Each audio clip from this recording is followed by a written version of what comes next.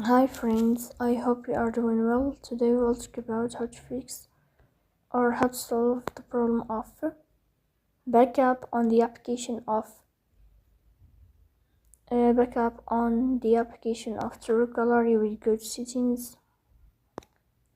Here we click on apps, default apps, app settings.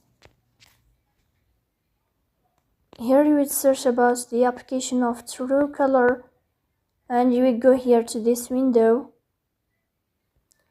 Then you will click on first stop and you will click OK. After that, you will enter to the window of storage. Here you will click on clear cache. Then you will turn off your Wi-Fi and you will turn on your Wi-Fi again to fix that problem. So that's all. Don't forget to support us by like and subscribe. See you next time and thank you for your watching and your